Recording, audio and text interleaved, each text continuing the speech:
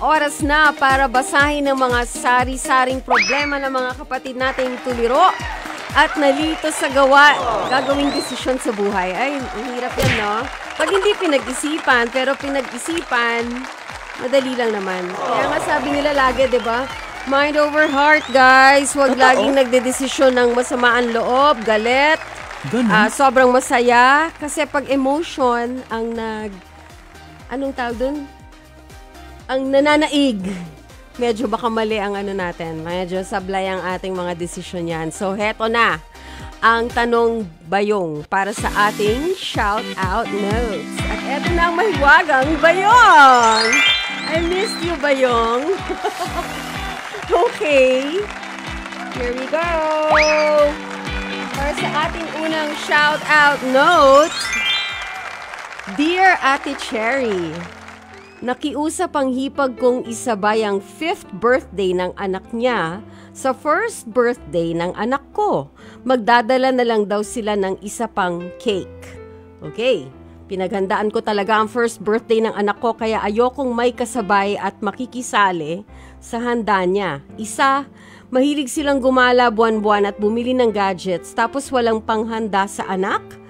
Madamot po ba ako? What to do, Mother Goose? Amanda. Huh? Okay. Alam mo, yung problema mo, very Pinoy naman talaga na gustong-gusto naman natin talaga yung nakikisakay tayo sa celebration ng may celebration, di ba? And it's not a bad thing. Lalo na ngayon na medyo hirap ngayon ng buhay, hindi naman madaling maghanda. Alam naman natin yan.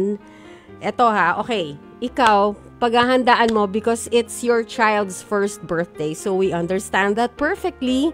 Excited ka. At syempre naman, gusto mo imbitahan lahat ng malalapit sa puso mo at sa nagmamahal sa anak mo. At syempre, ito namang hipag mo, sister-in-law mo yan. So, ang anak naman niya, mahal din naman niya yung anak niya. So, syempre, gusto rin mag-party, mag-5th birthday. Kaya cake ang dadalhin. Okay, so, ito lang yung tingin ko dyan, ha, Amanda. Cake yung dadalhin. So, which means, hindi sila medyo main event, di ba? Bye. Jackie, Villacorta, goodbye, take care. Hindi sila yung main event because cake lang ang dadalhin nila. Hindi sila maghahanda, hindi sila magi-invite, hindi sila magsisend out ng invitation.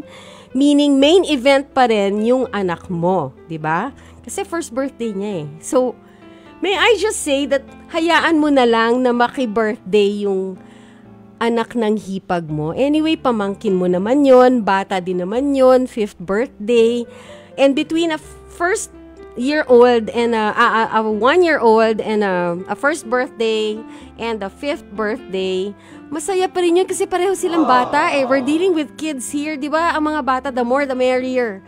Mas masaya sa kanila ang magkakasama basta they're all having fun. Opo. Let them have their fun. Yun ang sa akin. Kasi ang nagkaka-issue naman dito, hindi yung mga bata yung matatanda. Di ba? Ikaw yung sasamahan loob kasi merong gustong makisakay doon sa party ng anak mo. Kaya lang naman, what will happen if you said no? Hindi ba yun yung bigger issue after the party? Okay, granted, you'll get your party for your first birthday, for the 1st birthday of your child. Okay, sige. So, syempre, bidang-bida naman talaga yung anak mo. Wala namang kukontra doon kasi ikaw mag-i-invite. However, if you say no to your hipag, pag sinabi mo, hindi pwede kasi sa akin, pinaghandaan ko to, dapat para sa anak ko to. How will it be after the party? Syempre, we always have to think also long-term, di ba? Paano yung relasyon nyo pagkatapos ng party, which is just one day? You know, parang masaya pa rin ba kayo? Kunyari, after the party, magkikibuan ba kayo? Baka sumama ang loob ng hipag pag hindi pinagbigyan. The fact na cake ang i-contribute already tells you, makikisabay pero hindi naman kailangang maging star of the party ang anak niyang 5 years old, di ba? It's still your baby's birthday party because ikaw yung maghahanda, ikaw yung mas may preparation, and I'm sure mas marami kang ihahanda kesa dun sa cake na dadalhin lang. So, para sa akin, ang kids will be kids. So, if they're together, the more kids there are in the party, that'll be a happy, happy, happy birthday party.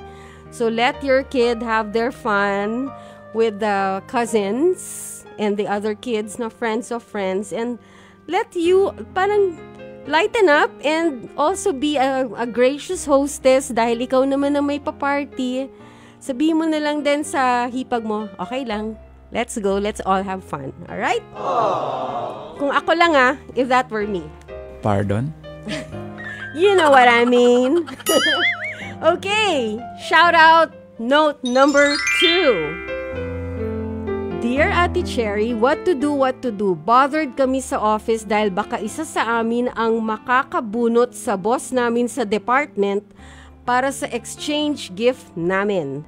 Sosyal kasi siya at mayaman. Nahihiya kami na baka hindi niya type ang ireregalo sa kanya. If ever, any tips?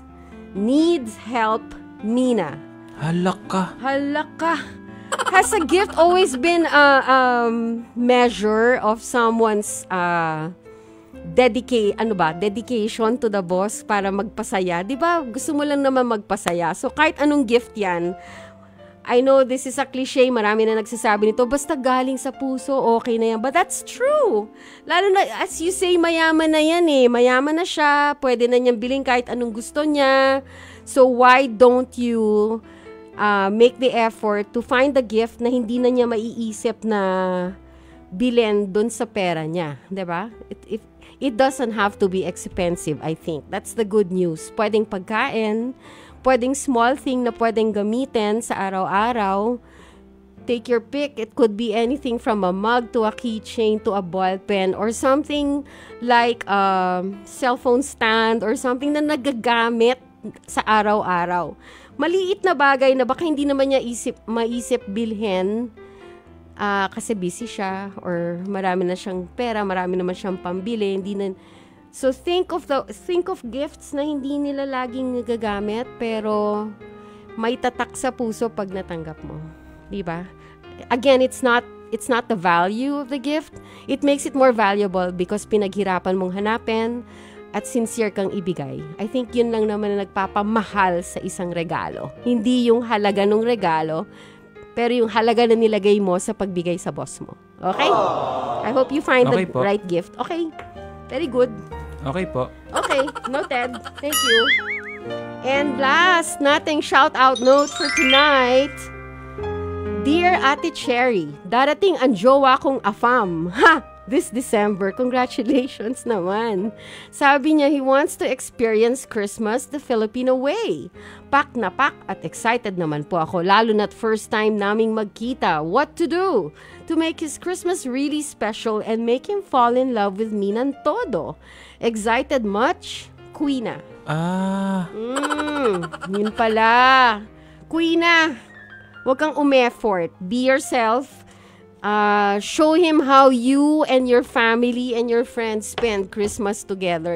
That's what being Pinoy means. Hindi tayo naman laging spontaneous sa mga Pinoy, 'di ba? Nagpaplano ng party to make it special, but also we go with the flow. Kung ano yung feel nating mangyari at the moment. I think that's what makes it exciting, 'di ba? Hindi pinaplano, hindi scripted, it's very natural. So I think that's what you should do to make your boyfriend, your afam boyfriend, feel and enjoy Christmas the Filipino way. Huwag tayong masyadong mag-prepare na hindi naman natural. Yung tama lang, yung gagawin nyo lang talaga if you were really in a party together, you know. Kunyari, tayo sa pamilya natin, 'di ba? Lagi naman tayo magkakasama bilang pamilya. Lagi naman pagkain lang ang katapat natin, videoke, 'di ba? May papremyo kung meron, games, gift giving. Give him gifts. Make your family enjoy his company by introducing him to everybody. Tapos, yun, make him enjoy your family and your friends' company. Yun lang naman yun. Welcome him to the family. Welcome him to the Philippines. Welcome him to the Filipino way of celebrating Christmas. Yun na yun. And that wraps up ang ating shout-out notes for Noted tonight. po. Noted? Okay.